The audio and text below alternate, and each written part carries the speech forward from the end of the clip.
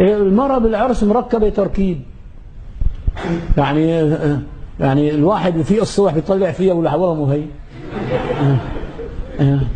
هلا في بالفقه في عنا بالاحكام الشرعيه في الاحوال الشخصيه، اي نعم، انه عنا ماده ولا يثبت في الزواج في النكاح جايبينها، اي نعم، خيار عيب ولا خيار شرط ولا خيار رؤيه.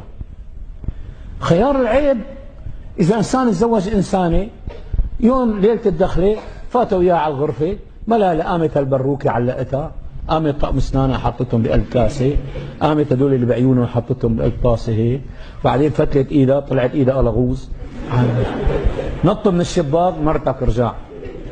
كلها عيوب مرتك، ما في عيب، ما في عيب، رجع بده يرجع.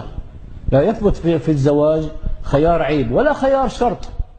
نكتب ورقه بيني وبين بيت حماي بدي طولها 180 سم وعيونها هيك كبار، هيك شرحة العين، وكانوا بالاساس يدوروا على التم الصغير، هلا بدوروا على الشفاتير الكبيره اللي مو كبيره بينفخوهم سيليكون. اي نعم. ف 180 سم وعيون كبار، وكتبنا ورقه وشاهدنا شهود، جابوا لي اياها طلعت قصيره ياسمينه مثل انيه الغاز هالقد. قالوا وين هي؟ قال هي مرتك. طلعت بعيونها يا دوب عم تشوفني. اي نعم. طلعت بتمها من الاذن للاذن. قلت ما بدي اياها مرتك. كاتبين ورقه قال بالله واشرب ميتها. لا يثبت خيار شرط ولا خيار عيب ولا خيار رؤيه.